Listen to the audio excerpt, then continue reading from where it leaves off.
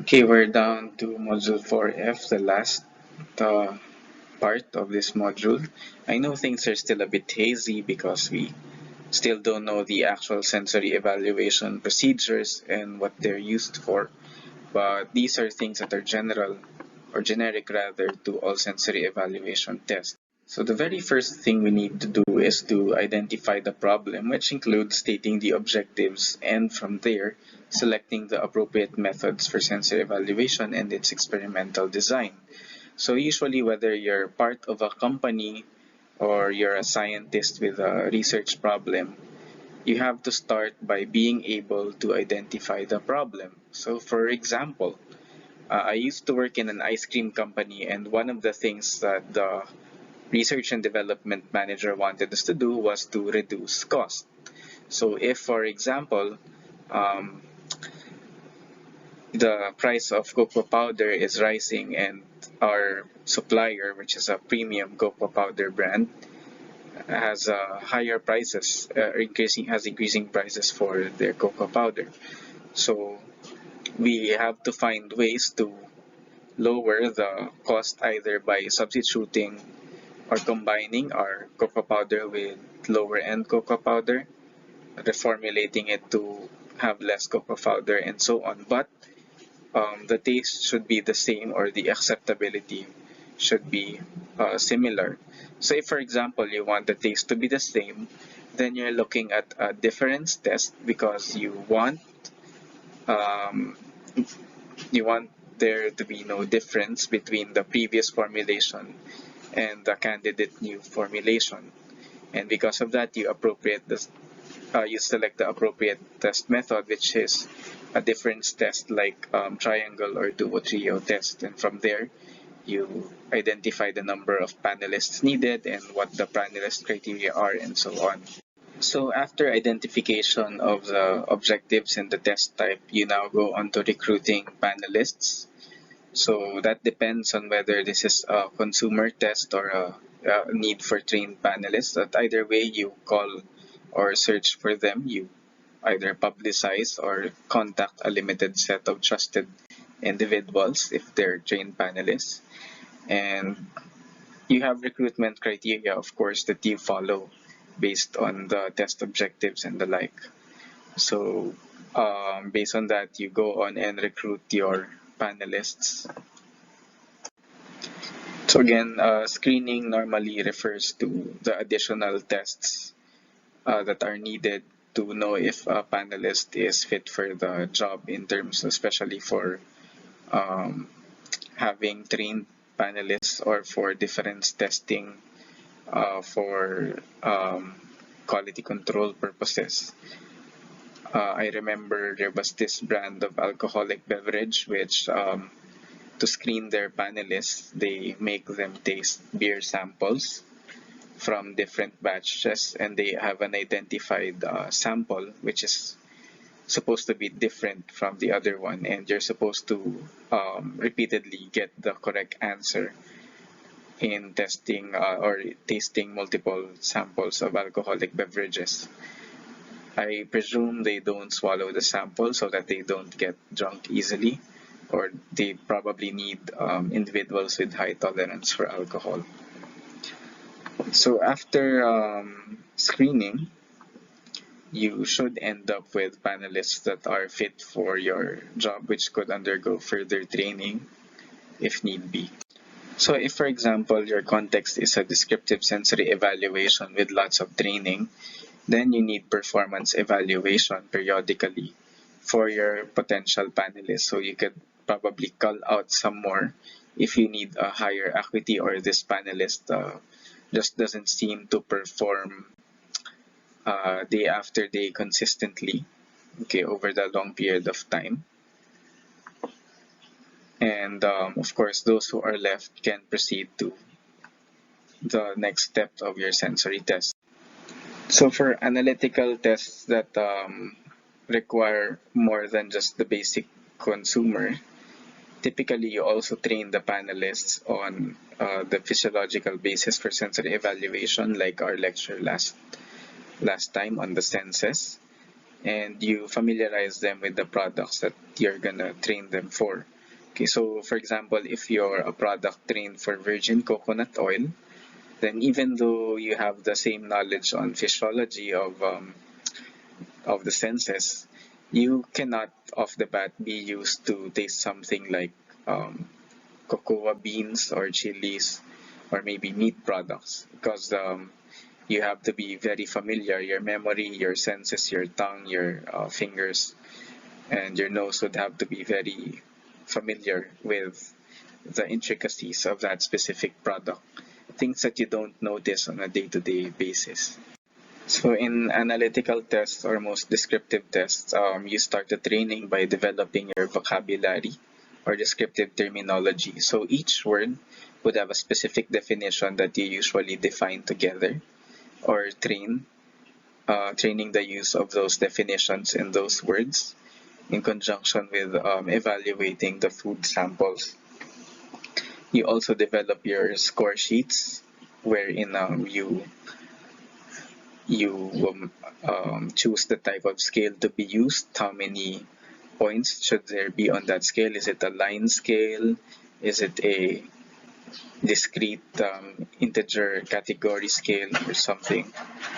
And you do actual sensory evaluation training on the use of those products using those scales. For consumer or affective tests, on the other hand, sometimes there is the practice of either using, well, of course, actual consumers, or if you have a relatively big company, you use company staff.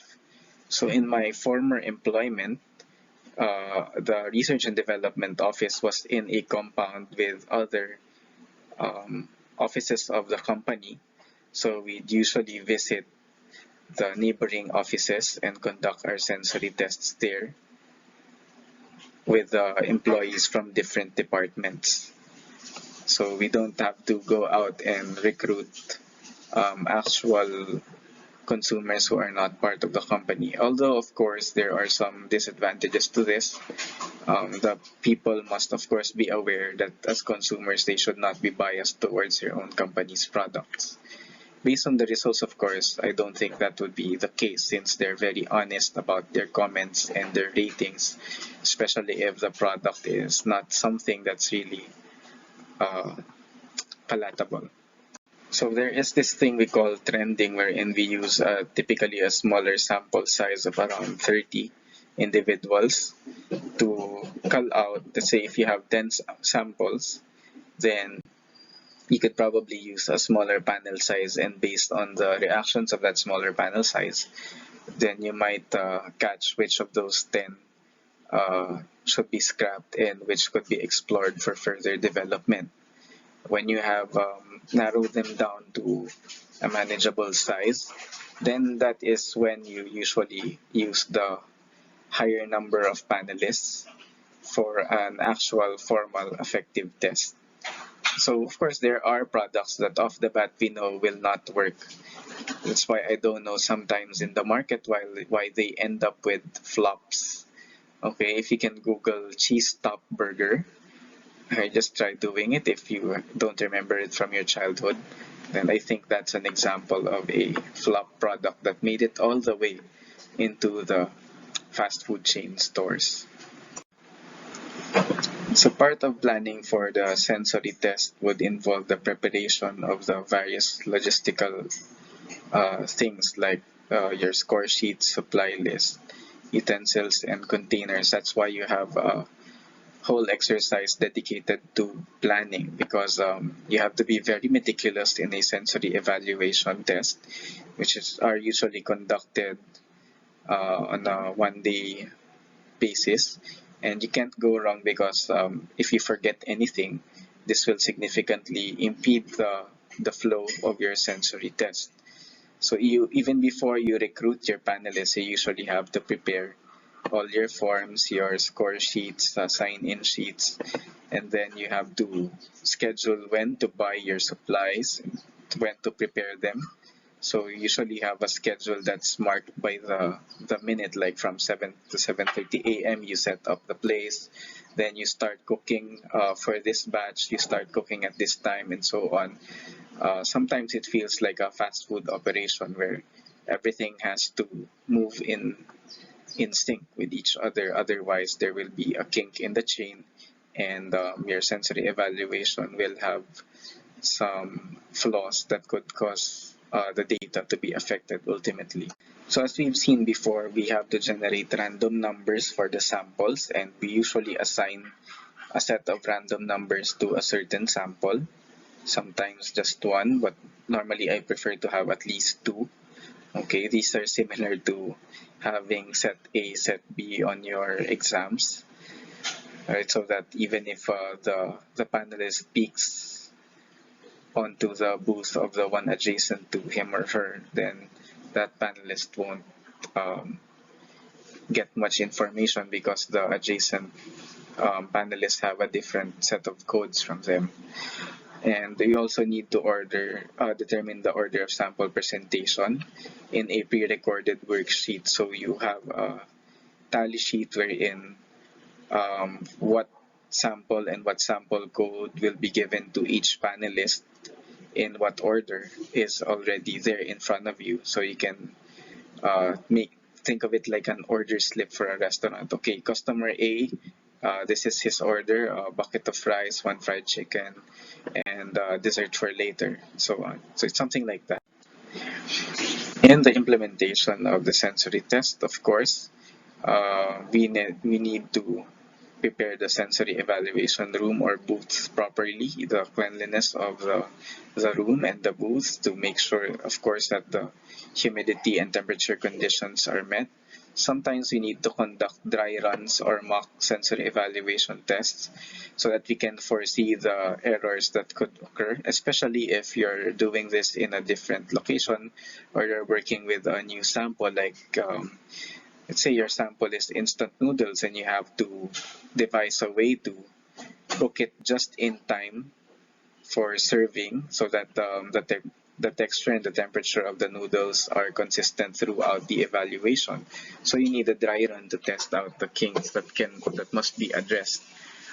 Of course, there's also, if you're using paper score sheets, there is the need to gather and organize these score sheets during and after the session. And of course, you have to tabulate or encode and analyze your results in a timely manner as well. So even the manpower assignment for doing all these things should be thought about beforehand. So you don't want a food handler constantly typing on the keyboard encoding results at the same time, or you need a different person to take out the trash and so on. And perhaps there's this one person who never leaves the kitchen, is in charge of cooking all the samples and serving them at the proper time. So as a panelist, okay, you need to learn this because you're both an analyst and a panelist most of the time if you're a food technology student. Generally, for the panelist, you want to evaluate um, the samples from the least destructive way to the most destructive way, or most often than not in the order they are perceived. So you start with evaluating the appearance, followed by odor, and then texture, usually by touch, and then consistency, then taste and flavor. In that regard, you should also construct your score sheets in such a way that orders these things in that manner. So when the panelist reads a score sheet, they will automatically evaluate the appearance first because appearance is on top of that score sheet and flavor is at the bottom. Also, when there are references presented, like there's a reference sample that is to be compared, let's say like in a duo trio test, then the rule is always to evaluate the reference sample first, and you must make sure that these are written in your instructions to the panelists. We also want to make sure that the score sheet is filled out as completely as possible because we usually relate the demographic responses and even the scores to each other. So for example, if you're looking at the big data generated, you may want to see if there's a difference between the acceptability for a certain brand of product and the the income bracket of the person. So if that person forgot to input his or her income bracket, then we'll have to omit the whole data from the set because we cannot correlate that. As well as, for example, if they forgot to answer appearance and then you want to correlate appearance with, let's say, texture, so you can no longer do so for that person, and you'd have to remove the data of that person in that specific analysis because that would affect the integrity of your data. So to make the evaluation of appearance and or color more uniform, we usually ask the panelists to evaluate the sample at a 45-degree angle. So like you're looking down but not directly down at the sample. Of course, with respect to the light source, which is supposed to be on top. In that regard, we also expect the light source to be uniform throughout the room through the use of diffusers and through the use of enough lighting. Appearance and color evaluation is usually done against a white background. This is, of course, to limit the effects of, well, other colors. If you have translucent liquid products, it's best to place them in a sample white container with a flat bottom and having a relatively large surface area and low liquid level height so that turbidity effects will be minimized. And of course, if you're evaluating color, the volume or dimensions of the liquid being presented should be constant. So it's already a sort of bias if on one cup you have 30 ml, on the other cup there's 25 ml for a different panelist. So there are cases wherein we want to minimize the effects of natural color variations, for example, or you want to investigate other things wherein the color accuracy would not be as important. Then we can use colored lights or a darkened room. For example, you could use red light to mask differences in unevenly dark colored products. This technique is being used in certain raw meat sellers so that you won't be able to tell the difference between like dark firm dry meat and pale soft exudative meat. But for sensory evaluation, of course, we can use this to our advantage depending on the objective so that the color differences which would give away the product will not be perceived if color is not an important factor in our objectives. Similarly, for pale colored products, green or blue light may be used to mask the slight differences in color. It goes without saying that odor or aroma should be evaluated in a room that is odorless. So you have to make sure that the tables, the chairs, the condition of the room itself well ventilated and that there are no lingering odors that could affect the odor of the sample being evaluated. Typically, we want to bend the body forward and have our nose as close as possible, around 1 inch away from the sample, so that the distance would not affect the perception of the flavor, the aroma intensity rather. And we want to avoid holding the sample by the end or our hands close to our noses so that the skin odors that we have will not interfere. Of course, typically this also means that we should not be evaluating samples if we are wearing fragrant stuff like perfumes or colognes, because that may affect as well the what we will be perceiving. So there's a thing that we call bunny sniffing or bunny sniffs. These are short sniffs of about 2 to 3 seconds using the nostrils, as opposed to the long sniffs that we use when savoring food. So it's called a bunny sniff because you can see how a bunny or a rabbit's nose would move about while trying to sniff stuff. Okay, and you're supposed to do this with your mouth closed. If there is an unknown sample and you don't know if the aroma is strong or weak, so you do what you do in chemistry, the wafting thing. Um, you waft the air above the sample towards yourself and take a sniff. Because if, for example, the aroma is too strong and you do bunny sniffs outright, then you might end up with an unpleasant feeling.